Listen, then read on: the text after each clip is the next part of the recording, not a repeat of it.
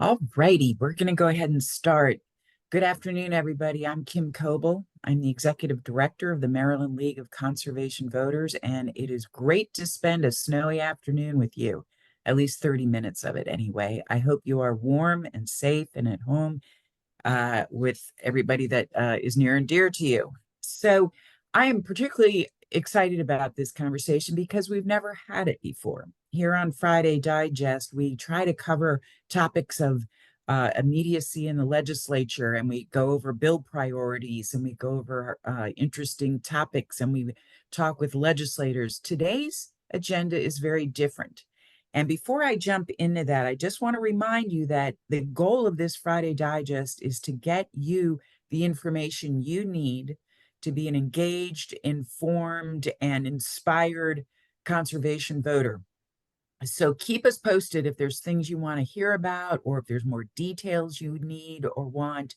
We are happy to provide that for you. The more you stay in touch with us, the better off we can provide the material that you need. So please do let us know. And at the end, we'll have a survey that you can complete. Just, I think there's 4 or 5 quick questions, and that helps us prepare these Friday Digests to be meaningful and helpful. So again, put your name and where you're from in the chat. That's always helpful as well. And if you have questions, you can use the chat or you can use the Q&A, and we'll try to get to them at the end of towards the end of the half-hour discussion. Today's topic, believe it or not, that I'm pretty excited about is a deep dive on the Maryland state budget. And it is a critical tool to environmental protection and restoration, bar none. And yet many of us don't even understand how it works or how it is made, how to influence it. And those are some of the questions that we're going to be asking our guest, Eric Galley, today. I have had the pleasure of working in partnership with Eric for years. He's one of the top government relations lobbyists in Annapolis, well respected by legislators and clients, including us. We, full disclosure, we hire Eric to help us out with some of the more gnarly issues. And this year, the budget is definitely one of them. So consider yourself lucky to have a half hour with Eric and gaining from his experience and knowledge. One of his expertise is definitely budget. So it's great to have him.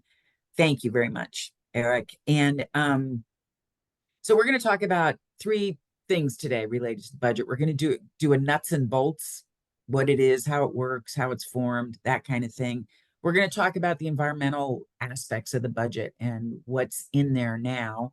And then we're going to talk about how you can influence it. And if you're wondering if you can, the answer is absolutely. And we're going to give you the tools to do so. So with that, Eric, welcome.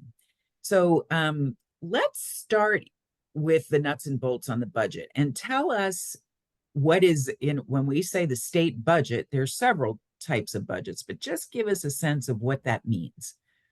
Well, thanks for having me, Kim.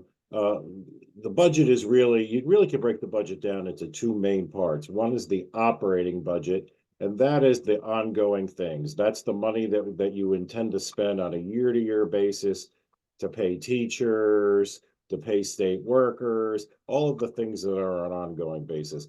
The capital budget, a little bit self-explanatory, is when you're buying things or building things that you expect to be around for 10 and 15 years. They're not things that you're going to be spending money on every single year. So we're building a gymnasium at the University of Maryland. It costs $50 million. That's a one-time expenditure.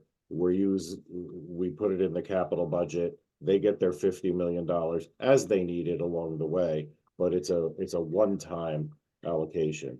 And again, the operating budget is the much larger part of the budget that handles the day-to-day costs of things. So yeah, including state agencies.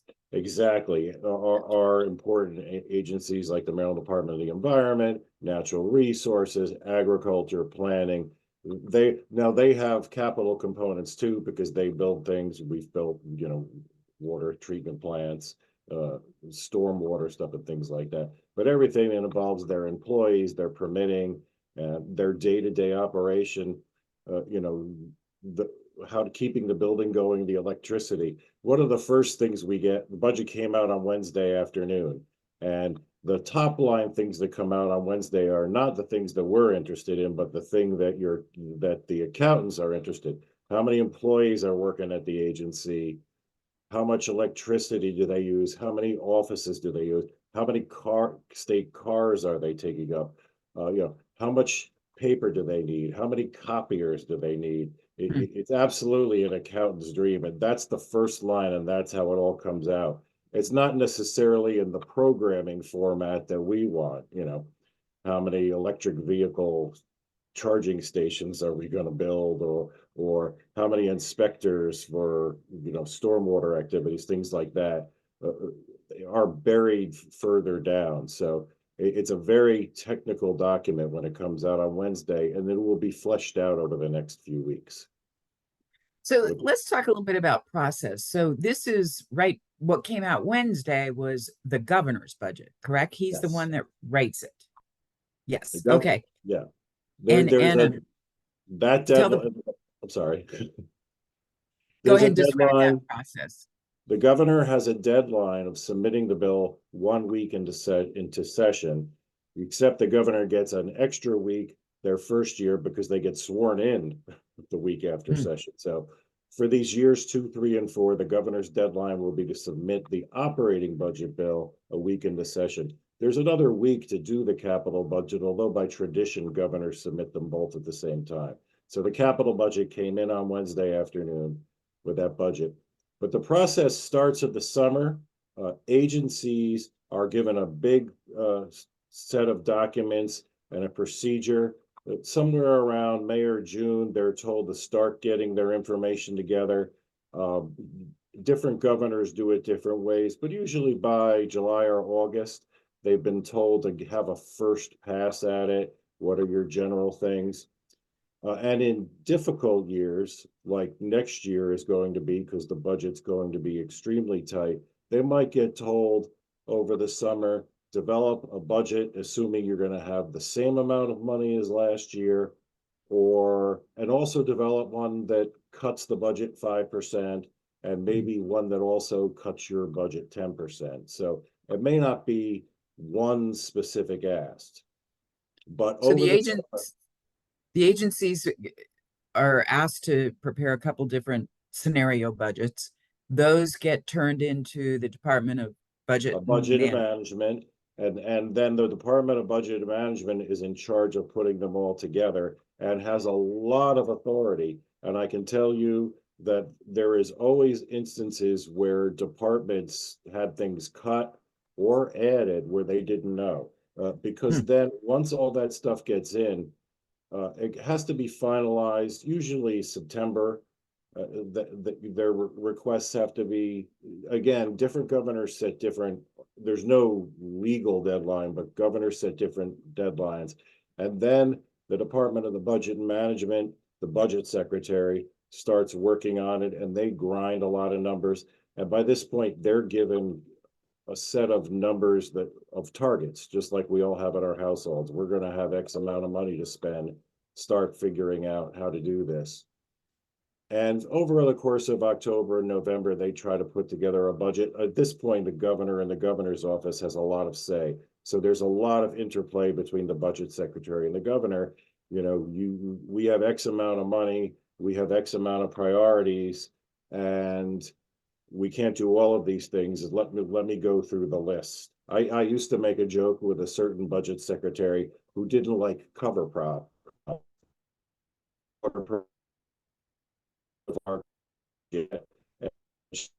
but he won't let me. And that was Governor O'Malley, who would support the cover crops. So there's a perfect example of a budget secretary who said, they're $25 million. Do we really need them? In that case, the governor saying, yes, that's a priority. Okay. Trading Eric, gets, sorry. oh, you're cutting in and out a little bit for me, but that's okay. We'll keep moving here. Oh, I'm Um, sorry. We do have 3 people working here out of the house that I uh, apologize.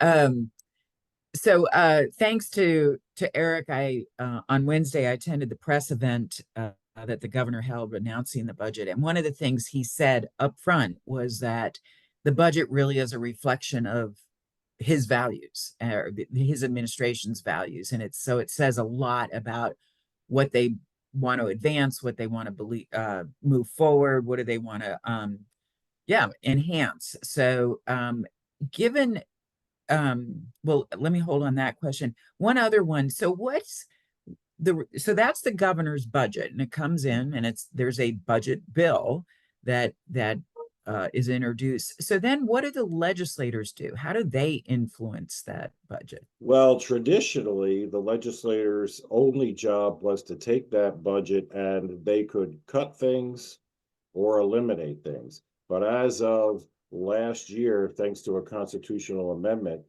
the General Assembly has a lot more authority, and they will take the governor's submission and they can add and subtract things.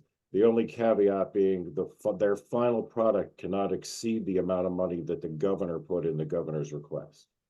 It So the it, revenue projection? there is a revenue projection, and that'll influence a lot along the way.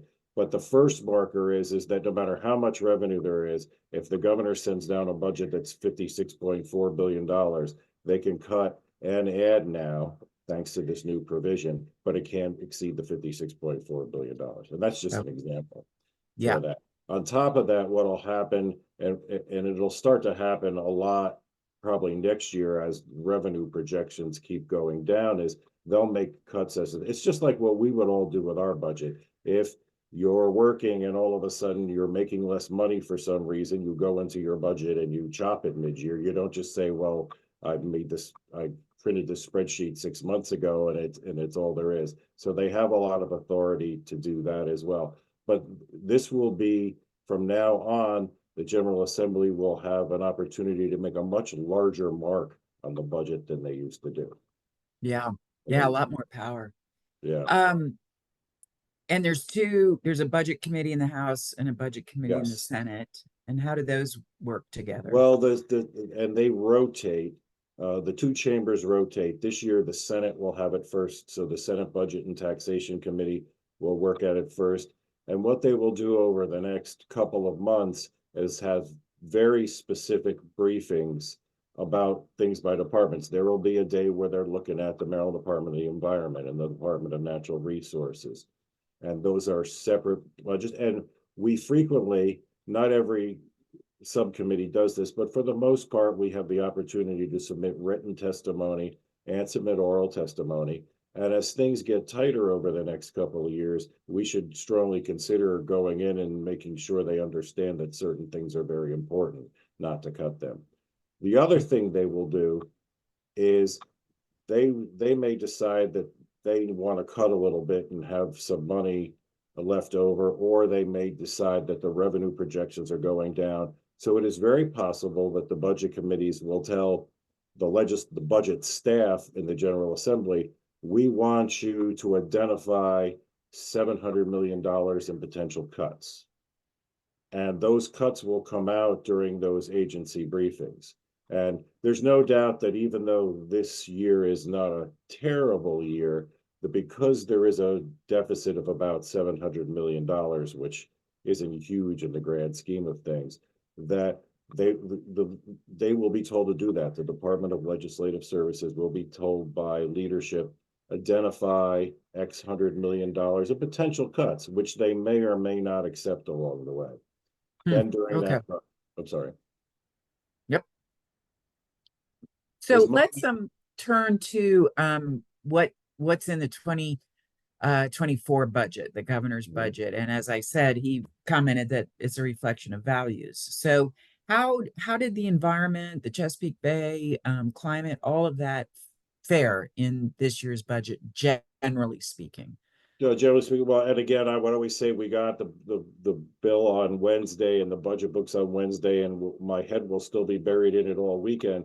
But some of the top line issues is you're talking about values in this very tight budget. The governor did put in $90 million specifically to implement climate change. And that is no small deal considering the things that we have going on.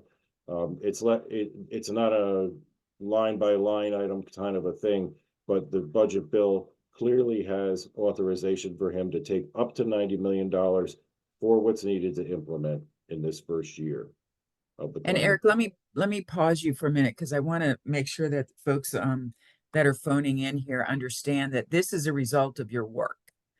We worked with our partner groups and really urged the governor and his staff to not only issue the climate pollution reduction plan, the climate plan, but to fund it. And as you might remember, December 28th, they issued the plan without a distinct funding mechanism in place. And we talked with them about that, urging them that, without money, it's really hard to get the programs in place. And and this $90 million is in response to that. So congratulations and thank you. Wouldn't have Well, happened without you. So I really um, appreciate that. You're the central figure in this battle for sure.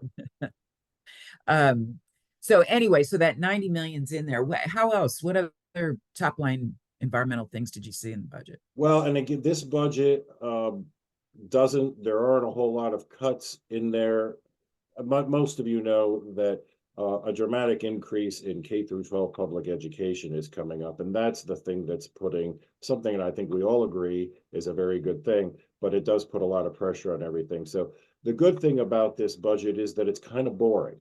There aren't a lot of puts and takes. There aren't a lot of dramatic changes. This is a governor who doesn't do things just for the sake of doing things. Mm, So we basically have last year's budget and those things that were supposed to get a slight increase from a year-to-year basis are basically in there.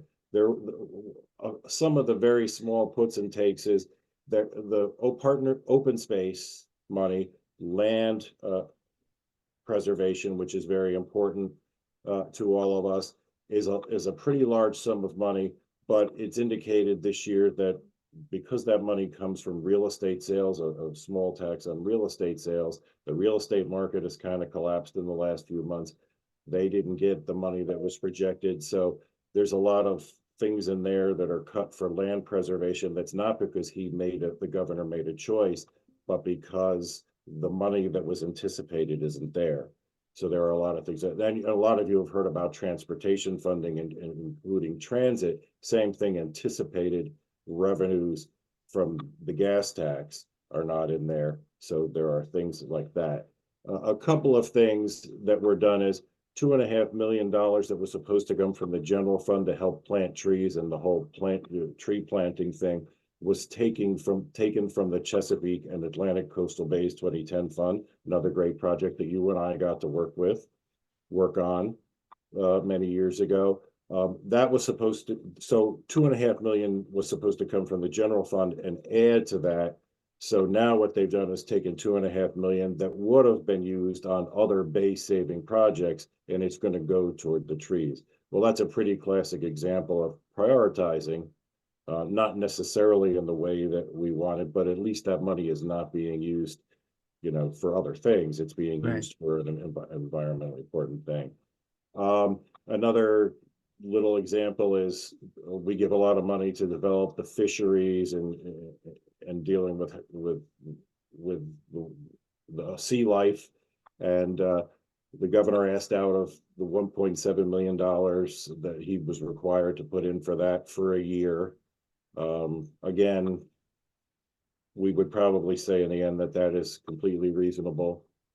And those are really the major things in there. It's a very plain Jane budget. The part that's coming up over the next couple of months is that the legislature might say, but we have to make some more cuts in these things along the way.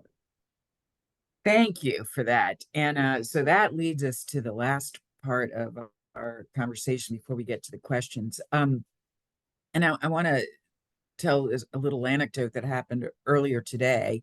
I was on a call with some of our board members, and we are very, very fortunate to have Nancy Kopp on our board. Nancy was the was a state delegate from 1975 to 2002, and she became the state treasurer and served as a state treasurer from 2002 to 21. And she became a board member of ours in 2022. So a lot of experience in the legislature with budgets, with money in the state, and we're very fortunate to have her on our board. And I was talking with her about the budget and where we're at, and she asked me our plans about engaging people. She said that in her years and years, decades of experience in influencing the state budget, bar none, one of the most powerful tools that were available to her were people coming in and talking to her about what was important to them in the budget. And I found that to be very powerful because we often think that, the budget is volumes. I mean, it's, probably almost like a foot and a half high of paperwork when printed out. And nobody can really know all the details of it. And it's a line item here and a line item there. And it's very difficult. The hearings are a bit different um, uh, to lobby in. And so I think generally people are either not interested or intimidated by the process. And yet, it's really critical to have you folks on the webinar come in and engage with legislators on the important budget items for you. So, Eric, with that backdrop, talk to me a little bit more about how people engage. What's the best way to find information, and what kind of messaging really resonates? Well, of course, we'll be sending out when there's really serious things coming, we'll be sending out and we'll be commenting on them. And through your LCV mechanism and all of the other environmental groups. But I can't stress enough how important it is always for you, your legislators to hear from you personally, and developing that really all of the things that we always talk about in any advocacy situation. It's great to have a working relationship with your legislators, so they already know you, they know you're a constituent. Hopefully they see you in the grocery store and that kind of thing. And explaining how these things are important to you is very important. Nothing is more important than saying, "Hi, my name is Joe. I live in your district, and solar tax incentives are very important to me because we've got to make this conversion and it's not easy and we've got to do it." That alone, that paragraph right there alone is dramatic. Now, if you're somebody who's been impacted, and I'll use the classic example we did several years ago, Kim, when they were debating whether or not they had to cut stormwater money or money from the 2010 fund. We found a couple of companies that did stormwater, and the guy came in with 6 or 7 of his employees, and he said, "Thanks to your kindness and your dedication to this cause and doing this work, these are the 7 full-time workers behind me that I was able to hire and pay a fair wage and give health care and benefits." And he didn't say, he got asked, "Are you going to have to lay people off uh, if we cut them?" And he said, "Well, I'm going to try not to. I'm not going to sit here and tell you that I want to lay people off. We're going to try not to." But we were able to bring these people on because of the contracts that we got from this program. We're saving the environment, and these people are working and raising their families and supporting their families while we're doing this. There's a classic example if anybody is, in that way, if anybody has that experience. I remember it well, and it is a great example. I cannot emphasize enough how when those tangible, real examples come in, and folks are using their voice. It's, one thing for me or for Eric to tell the stories, which are great, but it's really powerful to have you, the listeners, telling stories. Let me get to a couple questions because we have 5 minutes and we try to keep people right on time with this thing, but there's some good questions. I'm gonna do a couple quick ones that are coming through. So there are a number of the climate plan introduces a number of concepts such as incentives. So we want to incentivize people to buy electric vehicles. We want to incentivize state and local school districts to um, purchase electric buses. We want to incentivize solar. Those kind of things will not be reflected in this budget until those programs get in place. They will then be reflected in next year's budget. So it's that's why we try to move things as quickly as we can, because it takes a while for the money to catch up with the initiative. So that's the process there. A couple people have asked about federal money. Thank you for raising this. Yes. There is a lot of federal money available, and I'll be candid. Maryland has done a okay job, not a great job, at pursuing these federal funds. We have advocated with the administration that that is a place that needs to get turned up. Somewhere on Friday Digest in the future, we're going to have the new chief sustainability officer, Megan Conklin, join us. And she's the one that's going to be targeting this now. So now that she's on staff, our expectation is that the state will be doing a lot better job of going after these federal funds and getting them into programs and implemented. And one of Critical, the really issues there important. is that we have small counties in this state, and a lot of this money is available at the county level. And at the beginning of all of this, a lot of the smaller counties said, we just don't have full-time people to Right, find these opportunities and apply for these opportunities. So I know LCV has had a real hand in trying to get the counties together and trying to create collaboratives where everybody's helping each other because they just didn't have the ability to do that. The larger counties all have full-time people, they identify these things, but the smaller right. counties can't afford that. Yeah. So, Eric, there's a question in here that I don't know if you're going to know the answer because it's a deep dive question on the budget, but transportation. We all know that the Mhm. governor cut transportation significantly. He then restored 150 million, I believe, back into the transportation.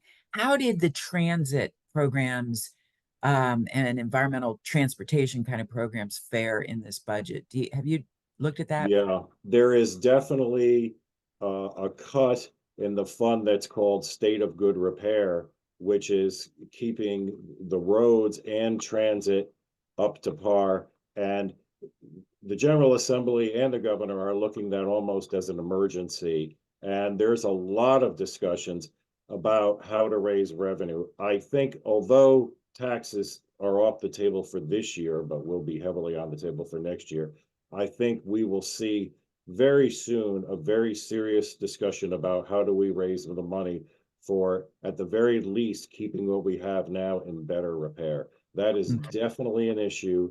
And I don't remember the number, but there is definitely, and I think that was the governor's way of illustrating that we have to do something about it. But it's definitely a cut, and it definitely will be addressed by the time they leave in April. Okay. So you're That is is one problem that everybody is very well aware of. okay. Good.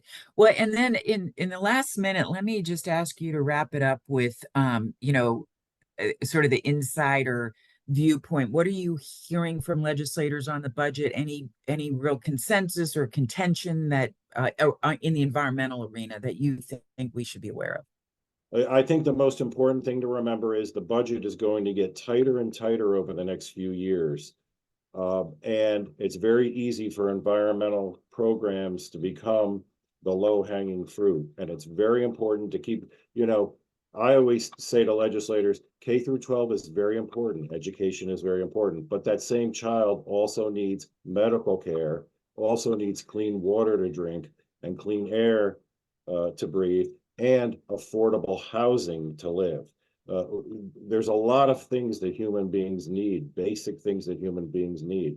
And a clean, healthy environment is one of those things. Somebody mentioned asthma on the chat. Asthma is a very costly thing because we haven't done enough to reduce the amount of people who get asthma and have their asthma exacerbated every day.